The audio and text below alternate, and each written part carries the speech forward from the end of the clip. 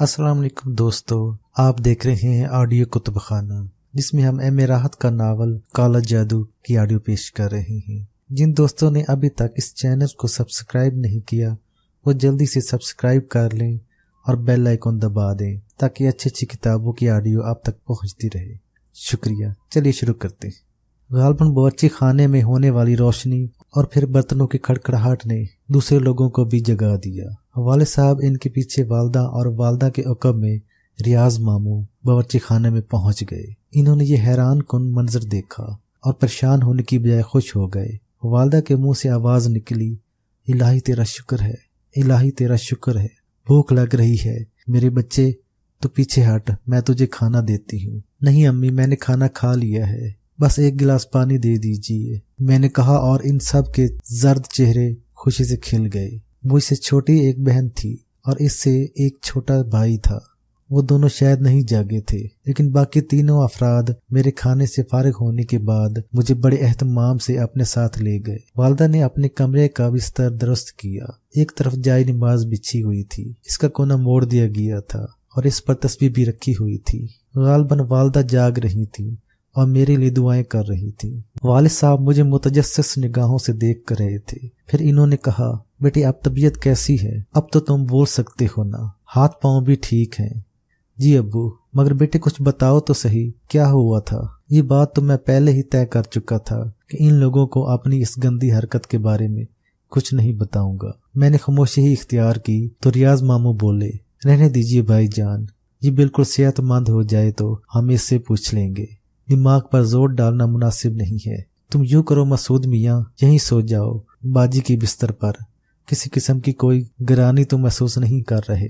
نہیں اب میں بالکل ٹھیک ہوں۔ یہ تو یاد ہوگا کہ تم پیر بھاگن کے مزار پر کیوں گئے تھے؟ والد صاحب نے پوچھا۔ شدید تجسس انہیں بے چین کر رہا تھا، مگر ماموں ریاض نے پھر مداخلت کرتے ہوئے کہا، بھائی جان خدا کے لیے ابھی یہ تمام باتیں رہنے دیجیے، آپ کو اندازہ ہے کہ کتنی مشکل سے صورتحال درست ہوئی ہے۔ والد صاحب خاموش ہو گئے۔ ماموں ریاض ہمارے ساتھ ہی ہمارے گھر میں رہتے تھے۔ نانا نانی مر چکے تھے، ان کی بھی بس یہ ایک بہن تھی جو میری والدہ تھی، مجھ سے بس چند سال ہی بڑے تھے۔ بڑے باہمت اور مخلص آدمی تھے، لیکن میں نے انہیں بھی اپنی کارستانیوں کی ہوا نہیں لگنے دی تھی۔ بہرحال مجھے افسوس ہوا تھا کہ میری غلط حرکت کی وجہ سے ان لوگوں کو پریشانی اٹھانی پڑی۔ دوسرے دن والد صاحب بھی دفتر نہیں گئے، ماموں ریاض نے بھی چھٹی کر لی تھی۔ بہن اور بھائی بھی گھر ہی میں تھے اور سب خوش نظر آ رہے تھے۔ میری جسمانی کیفیت بالکل اعتدال پر تھی، بس دل کی دھڑکنیں تیز تھیں اور یہ خوف بار بار دل کو دہلا رہا تھا کہ کہیں وہ منوس جادوگر کوئی ایسا عمل نہ کر دے جس کی وجہ سے ان لوگوں کو دوبارہ پریشانی کا سامنا کرنا پڑے۔ بڑا ہی پچھتاوا تھا دل کو کہ اپنی ایک غلط حرکت کی وجہ سے پورے گھر کے لیے مصیبت مول لے بیٹھا۔ دن پرسکون گزر گیا پر رات خوفناک تھی۔ دل تو یہ چاہتا تھا کہ اپنے کمرے میں نہ سوؤں، لیکن لوگوں سے کچھ کہہ بھی نہیں سکتا تھا۔ پورا دن چونکہ بہتر گزرا تھا، اس لیے اب وہ لوگ بھی مطمئن ہو گئے تھے۔ بس قیاس آرائیاں جاری تھیں۔ البتہ جب آنکھیں بند ہوئیں تو خوابوں نے مجھے گھیر لیا۔ ایسے بھیانک خواب نظر آ رہے تھے کہ بار بار آنکھیں کھل جاتی تھیں۔ کبھی میں خود کو ایک ویران کھنڈر میں دیکھتا جس کی دیواریں ٹوٹی پھوٹی ہوتی، میں فرش پر لیٹا ہوا ہوتا اور چھت سے اینٹیں نکل کر نیچے گر رہی ہوتی۔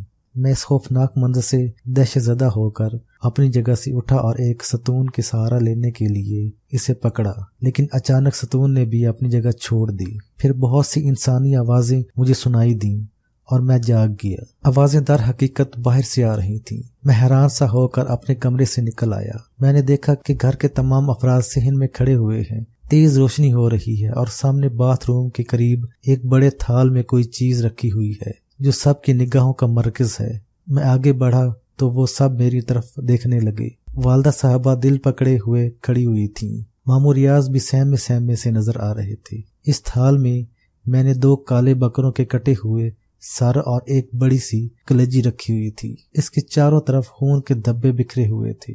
والد صاحب نے پریشان لہجے میں کہا، خدا جانے کیا ہے یہ سب، کچھ سمجھ نہیں آ رہا، یہ کہاں سے آیا، آخر یہ کیا ہو رہا ہے، میری سمجھ میں تو کچھ نہیں آ رہا، اب بتاؤ کیا کریں ان چیزوں کا، خدا کے لیے، یہ تو سفلی کا علم معلوم ہوتا ہے، کوئی ہمارے لیے کچھ کر رہا ہے، مگر کون، بھلا ہمارا کون دشمن پیدا ہو گیا دنیا میں کسی سے جھگڑا نہیں ہے ہمارا، الہی خیر یہ ہمارے گھر کو کیا ہو رہا ہے؟ والدہ صاحبہ روندی ہوئی آواز میں بولی۔ بہن بھائی بھی سہمے ہوئے انداز میں کھڑے ہوئے تھے۔ والد صاحب نے ماموں ریاض سے کہا، میاں ریاض ہمت کرنا ہوگی، میں اٹھاتا ہوں ان چیزوں کو، خاموشی سے باہر پھینک دیں، پڑوسیوں کو خبر ہو گئی تو نہ جانے کیا قیاس آرائیاں کریں گے۔ ماموں ریاض بہت باہمت تھے، فوراً ہی آگے بڑھ کر اتھال اٹھا لیا۔ والد صاحب نے دروازہ کھولا اور رات کی تاریکی میں دونوں باہر نکل گئے۔ میری زبان پر تالا لگا ہوا تھا، بہت کچھ کہنا چاہتا تھا لیکن نہ جانے کیوں زبان خاموش تھی۔ جاگتی راتیں تو اب مقدر بن گئی تھیں۔ اس پرسکون گھر میں مصیبت کا بیج تو میں نے بویا تھا۔ ایک خبیث سفلی عمل کرنے کے ماہر کو میں نے اپنا گھر دکھا دیا تھا۔ اس نے جو کچھ کہا تھا اس کا پہلا نمونہ پیش کر دیا تھا۔ گھر والے انہیں یاد کر رہے تھے جنہیں کبھی ان کے ہاتھوں تکلیف پہنچی تھی، مگر ایسا کوئی یاد نہیں آ رہا تھا۔ سب مصیبت کا شکار تھے اور میرا دل رو رہا تھا کہ ان کی مصیبت کا باعث میں تھا۔ میں نے اس گندگی کو پورے ہوش و حواس کے عالم میں مزار پر پہنچانے کی کوشش کی تھی۔ اب میں کسی کو کیا بتاتا، وہ بیچارے خود بھی کوئی فیصلہ نہ کر پائے۔ جو وقت گزر رہا تھا میری کیفیت خراب ہوتی جا رہی تھی۔ بہن بھائی سہمے ہوئے تھے، ماموں ریاض اور والد صاحب سخت پریشان تھے۔ دوسری رات بھی بھیانک تھی۔ رات پر ہماری چھت پر دما چوکڑی مچی رہی، بلیوں نے رونے کی آوازیں سنائی دیتی رہیں۔ یہ آواز در و دیوار سے بلند ہوتی ہوئی محسوس ہوتی تھی۔ ماموں ریاض، والد صاحب اور میرا چھوٹا بھائی اختر ڈنڈے لیے چھت پر اور سین میں بھاگتے پھرے، مگر ایک بھی بلی نظر نہیں آتی تھی۔ صبح کو ایک اور دہشت ناک واقعہ پیش آیا۔ چھوٹی بہن شمسا غسل خانے میں غسل کرنے گئی تو اس کی دل دوز چیخوں سے سب کے کلیجے دہل گئے اور تو کوئی اس کے پاس نہ جا سکا۔ والدہ غسل خانے میں داخل ہو گئیں۔ شمسا بے ہوش ہو کر غسل خانے میں گر پڑی تھی۔ وہ سر سے پاؤں تک خون میں ڈوبی ہوئی تھی۔ نہ جانے کس طرح والدہ صاحبہ نے اسے چادر میں لپیٹا اور اسے بستر پر لایا گیا، مگر وہ بالکل زخمی نہیں تھی، بلکہ خون کی فواریں شاور سے نکلی تھیں۔ دوسرے نلوں کو چیک کیا گیا، سب کی ٹونٹیوں سے خون بہہ رہا تھا۔ بقول شخص سے ہمارے گھر میں تازہ سرخ خون کے دریا بہہ گئے تھے۔ ماموں ریاض اوور ہیڈ ٹینک کی طرف بھاگے، مگر ٹینک میں شفاف پانی کے سوا کچھ نہیں تھا۔ بعد میں نلوں کی ٹوٹیوں بھی صاف پانی اگلنے لگی، مگر وہ خون اپنی جگہ ایک مستحکم حیثیت رکھتا تھا، کیونکہ جہاں وہ گرا تھا اپنی خاصیت کے مطابق جمتا جا رہا تھا۔ والدہ صاحبہ حواس باختہ ہو گئی۔ شمسا کو مشکل سے ہوش آیا تھا اور اس نے یہی بتایا کہ جو ہی اس نے شاور کھولا اس سے خون کی دھاریں ابل پڑیں۔ قرض اس گھر میں پریشانیوں کے سوا کچھ نہ رہا۔ میں سکتے کے عالم میں تھا۔ مجھے خاص طور پر پریشان نہ ہونے کی تلقین کی جا رہی تھی، کیونکہ وہ لوگ مجھے بیمار سمجھ رہے تھے، مگر یہ میں ہی جانتا تھا یہ بیماری ان سب کے لیے میں خود خرید کر لایا ہوں۔ والدہ صاحبہ نے کہا، یہ گھر چھوڑ دو، خدا کے لیے یہ گھر فوراً چھوڑ دو، یہاں کچھ ہو گیا ہے، ہم سب کسی خوفناک مصیبت میں مبتلا ہونے والے ہیں۔ میرا دل کہتا ہے ہم کسی بڑی مصیبت کا شکار ہونے والے ہیں، مگر ہم کہاں جائیں؟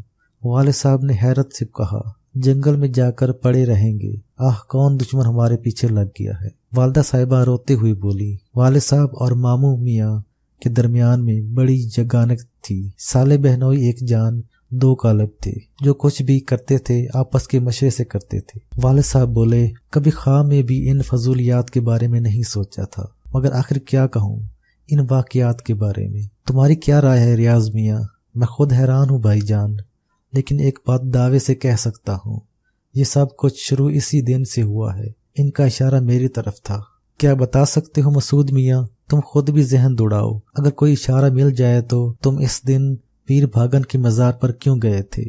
وہاں بے ہوش کیسے ہو گئے تھے؟ میرے ذہن میں سب کچھ تازہ ہو گیا، مگر ساتھ ہی یوں محسوس ہوا جیسے کسی کا ہاتھ گلے پر آ پڑا ہو۔ میرے چہرے کا رنگ بدلنے لگا، آنکھیں حلقوں سے ابھر آئیں اور میں اپنا گلا پکڑ کر تڑپنے لگا۔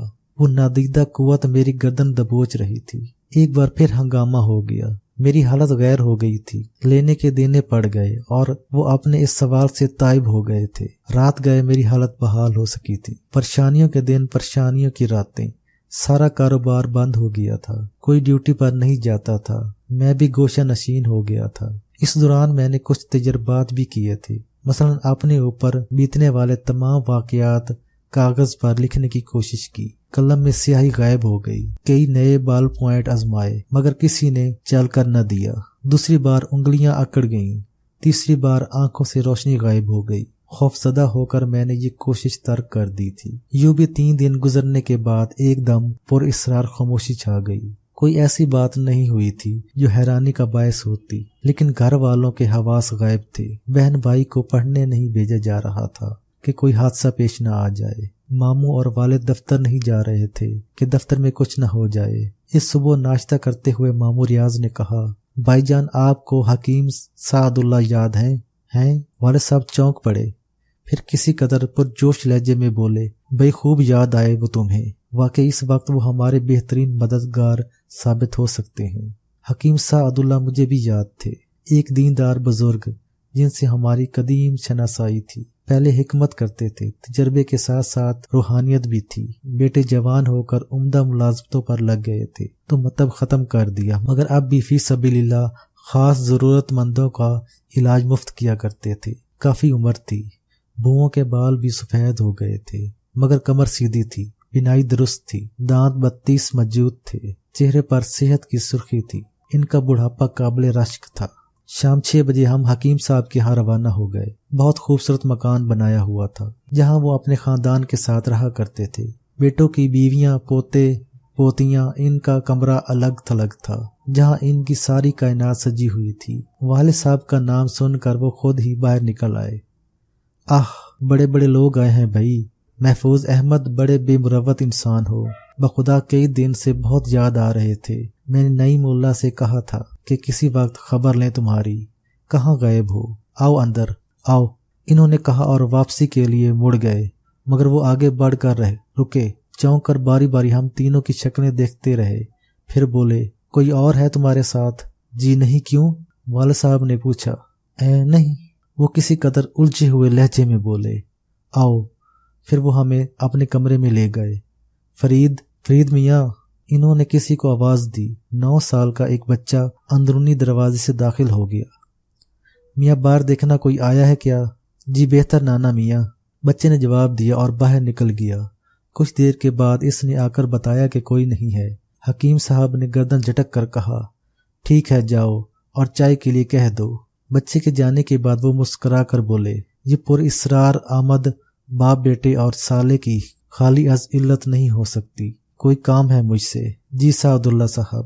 میاں بے دھڑک بتاؤ کیا بات ہے؟ بڑی مشکل میں پھنس گئے ہیں ہم لوگ سعد اللہ صاحب، اللہ رحم کرے، کیا بات ہے؟ والد صاحب نے پوری تفصیل سے سب کچھ بتا دیا۔ سعد اللہ صاحب پوری توجہ سے سب کچھ سن رہے تھے۔ آخر تک تمام تفصیل جاننے کے بعد والد صاحب نے کہا، ان کی والدہ کہہ رہی ہیں کہ گھر چھوڑ دیا جائے۔ اگر میں گھر کرائے پر… سعد اللہ نے ہونٹوں پر انگلی رکھ کر انہیں خاموش کر دیا۔ وہ کچھ پڑھ رہے تھے، پھر انہوں نے چاروں طرف پھونکیں ماریں اور پھر ٹھنڈی سانس لے کر بولے، نہیں میاں، یہ بیکار بات ہے، اٹھو صاحبزادے، ادھر آؤ۔ میں نے خاموشی سے ان کے پیچھے پہنچ گیا۔ انہوں نے میرے دونوں ہاتھ پکڑ کر ہتھیلیوں کی طرف سے سیدھے کیے اور پھر انہیں ناک کے قریب کر کے سونگھنے لگے۔ پھر انہوں نے ناک سکیڑ کر جھٹکے سے میرے ہاتھ پیچھے ہٹا دی اور بولے، جاؤ بیٹھو۔ میں خاموشی سے اپنی جگہ جا بیٹھا تھا۔ حکیم صاحب نے یہی عمل ماموں ریاض اور والد صاحب کے ساتھ دہرایا۔ اس وقت انہوں نے کسی ناگواری کا مظاہرہ نہیں کیا تھا۔ پھر وہ بولے، نہیں میاں، گھر وغیرہ چھوڑنے سے کچھ نہیں ہوگا، البتہ انہیں چھوڑ جاؤ، آج رات یہ ہمارے مہمان رہیں گے، صبح کو انہیں لے جانا، کوئی حج تو نہیں ہے؟ نہیں حکیم صاحب، حج بھلا کیا ہوگا؟ والد صاحب نے کہا۔ اسی وقت ایک نوکر چائے لے آیا۔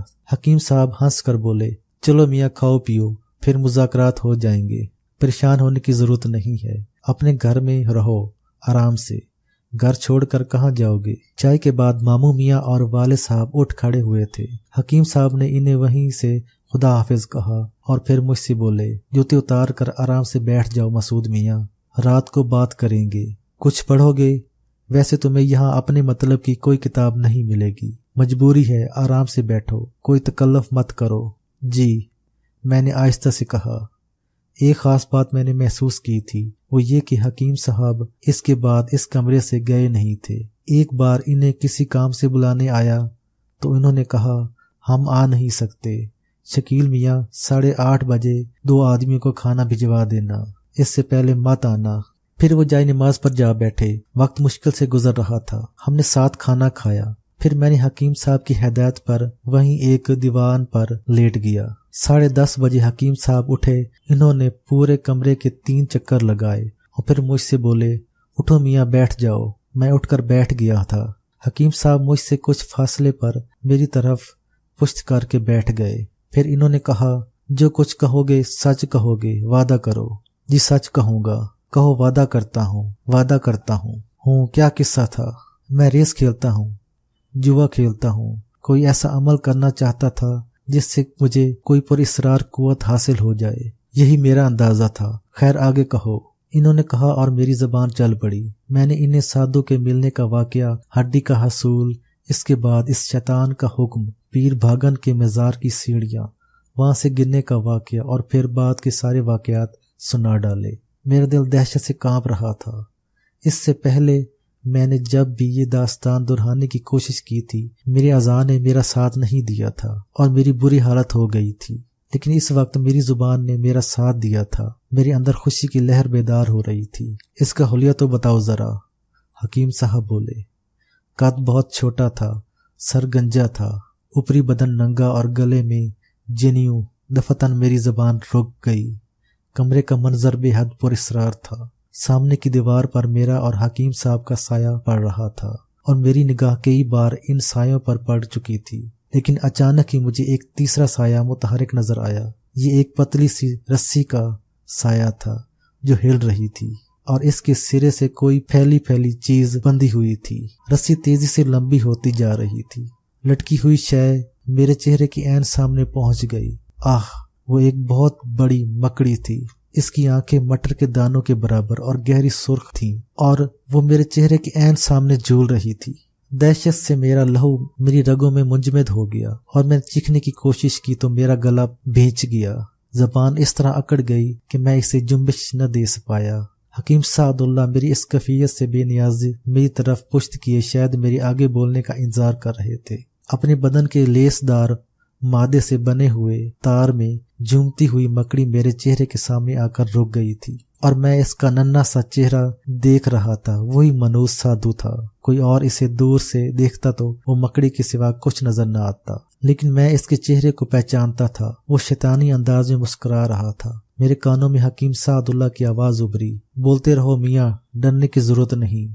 میں نے ایک بار پھر پوری قوت صرف کر کے بولنا چاہا، لیکن آواز نے ساتھ نہیں دیا۔ البتہ مکڑی نے اپنی آنکھوں سے مجھے اشارہ کیا۔ پہلے تو میں کچھ نہیں سمجھ پایا، مگر دوسری بار مکڑی نے اپنی منحوس آنکھوں سے مجھے اشارہ کیا، تب میری نگاہ پیتل کے اس 2.5 فٹ لمبے گلدان پر پڑی جو مجھ سے 2 گز فاصلے پر رکھا ہوا تھا۔ اس میں صبح کے باسی پھول سجے ہوئے تھے۔ سعد اللہ صاحب نے پھر کہا، مسعود میاں، مجھے اس کا پورا حلیہ بتاؤ، میں اس کا نقشہ بنا رہا ہوں، تمہاری طرف رخ نہیں کر سکتا۔ سادھو نے مجھے کڑی نظروں سے دیکھا۔ اس کی سرخ آنکھوں میں چمک بے پناہ ہو گئی تھی اور 2 سرخ لکیریں میری پیشانی کی ہڈی میں جیسے سوراخ کرنے لگی تھیں۔ میں درد و کرب سے بے چین ہو گیا۔ اس وقت پیتل کا گلدان اپنی جگہ سے بلند ہو کر فضا میں پرواز کرتا ہوا خود بخود مجھ تک آ گیا۔ میرے دونوں ہاتھ نے اسے اپنی گرفت میں لے لیا اور جیسے کسی نے مجھے اٹھا کر کھڑا کر دیا۔ میرا دل چاہ رہا تھا چیخ کر سعد اللہ صاحب کو اس خطرے سے آگاہ کر دوں جو انہیں پیش آنے والا تھا، مگر یہ کرنا میرے بس میں نہیں تھا۔ میرے اعصاب میرے قبضے میں نہیں تھے۔ میرا ذہن طلسمی روشنیوں میں جکڑتا جا رہا تھا، وہ میرے دماغ میں داخل ہو چکی تھیں۔ میرے قدم میرے نہ چاہنے کے باوجود سعد اللہ صاحب کی طرف بڑھ رہے تھے۔ میرا رواں فریاد کر رہا تھا، مگر میں بے بس تھا۔ میرے ہاتھ سر سے بلند ہو چکے تھے۔ سعد اللہ صاحب میری مسلسل خاموشی سے پریشان ہو گئے تھے۔ انہوں نے کسی قدر ناخوشگوار لہجے میں کہا، میاں کچھ منہ سے تو بولو، تم نے ہماری ساری محنت۔ یہ کہہ کر انہوں نے پہلو بدلا اور رخ تبدیل کر لیا، مگر میں ان کے بالکل نزدیک تھا۔ میرے ہاتھ بلند ہو کر جھک چکے تھے اور کوئی 3 کلو وزنی گلدان ان کے سر کا نشانہ لے چکا تھا۔ البتہ رخ اچانک تبدیل ہونے سے ان کا سر پہلی ضرب سے بچ گیا اور گلدان ان کے شانے پر پڑا۔ حکیم صاحب کے منہ سے ایک دل خراش چیخ نکلی اور میرا ہاتھ دوبارہ بلند ہو گیا تھا۔ حکیم صاحب نے بے اختیار سر کا دفاع کرتے ہوئے کلائی سامنے کر دی اور گلدان کی ضرب سے ان کی کلائی چکنا چور ہو گئی۔ اس بار وہ پہلے سے بھی زیادہ زور سے چیخے تھے اور اس کے ساتھ ہی انہوں نے دروازے کی طرف دوڑ لگا دی تھی، مگر میرے قدموں نے ایک لمبی زکند بھری اور میں دوبارہ ان کے قریب پہنچ گیا۔ حکیم صاحب کافی زور سے دروازے سے ٹکرائے تھے اور ایک زوردار دھماکہ ہوا تھا، مگر میں ہر احساس سے بے نیاز انہیں ہلاک کرنے کے در پہ تھا۔ حکیم صاحب نے دروازے کا سہارا لے کر اٹھنا چاہا، مگر اس بار گلدان ان کی سر پر پڑا تھا۔ ضعیف اور کمزور آدمی تھے۔ ہائی کی ایک مدھم سی آواز ان کے ہونٹوں سے خارج ہوئی اور اس کے بعد وہ بے سدھ ہو گئے، لیکن میرے ہاتھ نہیں رکے۔ گلدان کی مسلسل ضربیں میں ان کے جسم کے مختلف حصوں پر لگا رہا تھا اور ان کے اہل خاندان نے ان کی چیخیں اور اندر ہونے والی دھما چوکڑی سن لی تھی۔ چنانچہ سب دروازے پر آ گئے اور باہر سے دروازہ پیٹنا جا رہا تھا۔ پھر اس پر زوردار ضربیں پڑنے لگیں اور اچانک مجھے ہوش آ گیا۔ میں نے اس منحوس مکڑی کو دیکھا، مگر اب اس کا نام و نشان نہیں تھا۔ باہر سے لگنے والی ضربوں سے دروازے کی چٹکنی کے اسکریو اکھڑ گئے اور بہت سے لوگ بھرا مار کر اندر داخل ہو گئے۔ ان میں عورتیں، بچے اور 2 جوان آدمی بھی تھے جو شاید حکیم صاحب کے بیٹے تھے۔ پھر سب بھیانک آوازوں کے چیخنے لگے۔ انہوں نے حکیم صاحب کا کچلا ہوا جسم دیکھ لیا تھا۔ نہ جانے کیا کیا آوازیں سنائی دے رہی تھیں، کون کیا کہہ رہا تھا۔ میرے حواس قابو میں ہی نہ تھے، دماغ سائیں سائیں کر رہا تھا۔ شاید مجھے مارا بھی جا رہا تھا، مگر بدن کی چوٹ لگنے کا احساس بھی نہیں تھا۔ پھر میرے چاروں طرف تاریکی چھا گئی۔